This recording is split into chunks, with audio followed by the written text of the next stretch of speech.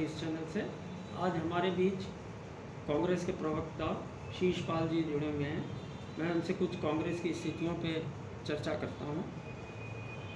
शीशपाल जी, ये बताइए, वर्तमान में चुनावी स्थिति को देखते हुए आपसे बातचीत हो रही है मेरी। कांग्रेस के सामने दो समस्याएं चुनाव में। एक तो उसके भीतर कांग्रेस अपने डैमेज को नहीं कंट्रोल कर पा रही है, ये एक बिल्कुल खुला और सत्य है। और दूसरी चीज़ उसका बिखरा जनाधार है। इन दोनों चीज़ों को कंट्रोल करने के लिए कांग्रेस के द्वारा क्या प्रयास किए जा रहे हैं। मैंने कई बार ये चीज़ ऑब्जर्व की है कि दिल्ली से जो भी इंस्ट्रक्शंस मिलते हैं उनमें कहीं भी कांग्रेस को किसी भी जगह पे जुटता नहीं नजर आती है। ये चीज़ कांग्रेस के लिए भावी चुनाव में घातक हो सकती है। इसके संबंध में आप देखिए श्रीवास्तव जी, अगर आप उत्तराखंड के संदर्भ में सवाल पूछ रहे हैं, मैं आपको बताना चाहूँगा कि जो आप बिखरे हुए जनाधार की बात कर रहे हैं, कांग्रेस का जो भी बिखरा हुआ जनाधार था, अब वो जनाधार जो है निश्चित तौर पर कांग्रेस के पक्ष में एकजुट हुआ है। क्योंकि राहुल गांधी जी की जो भारत जोड़ो यात्रा कन्याकुमारी से लेकर कश्मीर तक 4000 किलोमीटर की थी, उसके बाद आपने देखा कि तमाम नौजवान राहुल गांधी जी के नेतृत्व में भारत जोड़ो यात्रा से जुड़ा और देश का प्यार दुलार जो है राहुल गांधी जी को मिला। और राहुल भारत जोड़ो यात्रा का जो संदेश है, कांग्रेस ने उत्तराखंड में भी जो है बूथ स्तर तक पहुंचाने का काम किया। सभी ब्लॉक स्तर तक कार्यक्रम आयोजित किए गए और निश्चित तौर पर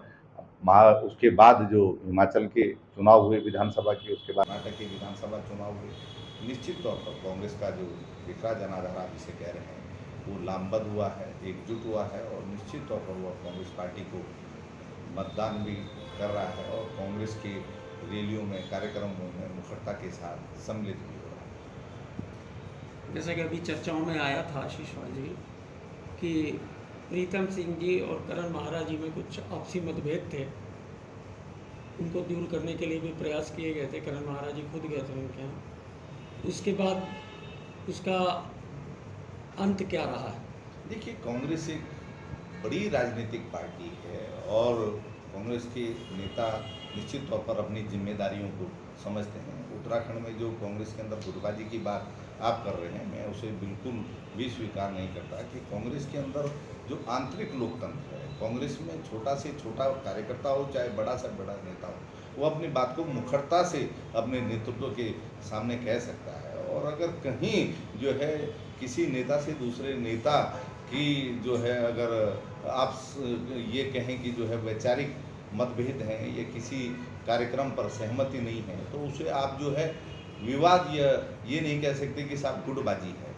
तो ये लोकतंत्र है पार्टी के अंदर विचारों को व्यक्त करने की और मुखरता के साथ अपनी जो नाराजगी है वो हम व्यक्त करते हैं अपने राष्ट्रीय नेतृत्व के साथ। तो कहीं अगर किसी मुद्दे पर असहमति है तो वो कांग्रेस में इतनी नेता आपस में बैठ के उसको सुलझा सकते हैं। और अभी आपने देखा कि केंद्रीय स्तर से पर्यवेक्षक भी प्रदेश के अंदर आए थे, सभी पार्टी के नेताओं से व्यापक विचार विमर्श करने का काम उन्होंने किया। सभी फ्रंटल संगठनों के अध्यक्षों से बात उन्होंने की, सभी जिलाध्यक्षों से वार्ता हुई है, सभी वरिष्ठ जनों से वार्ता हुई है। और आप देखिए कि उसके बाद सभी कांग्रेस के नेता जो है जनता के बीच में हैं।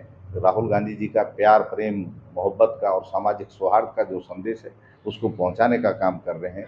यही भारतीय जनता पार्टी के लिए लगातार चुनौती बनी हुई है। और भारतीय जनता पार्टी कांग्रेस की जो गुटबाजी है, जो कांग्रेस के नेता जमीन पर उतर करके जो है भाजपा की जन विरोधी नीतियों के खिलाफ खड़े हो रहे हैं, चाहे वो राज्य में बेटी अंकिता भंडारी के प्रकरण के बाद उपजी हुई परिस्थितियां हों, चाहे आप देख रहे हैं कि बेरोजगार नौजवान अपनी नौकरियों को बेचे जाने के आरोप लगाते हुए सड़क पर उतरे हुए हों, और उसके बाद जो बेरोजगारों पर लाठीचार्ज हुआ, रात के 2 बजे गांधी पार्क में बेटियों के साथ पुलिस ने अभद्रता की। निश्चित तौर पर कांग्रेस पार्टी प्रदेश के बेरोजगारों के साथ हर संघर्ष में साथ खड़ी भी नजर आई। और बेटी अंकिता भंडारी के प्रकरण में जो राज्य की मातृशक्ति आज भी वीआईपी के नाम का सवाल लेकर के संघर्ष कर रही है। कांग्रेस पार्टी हर संघर्ष में जनता के साथ है, हर सुख दुख में जनता के साथ है और कांग्रेस के सभी नेता जो है मिल करके जुल करके इन कार्यक्रमों में प्रतिभाग कर रहे हैं।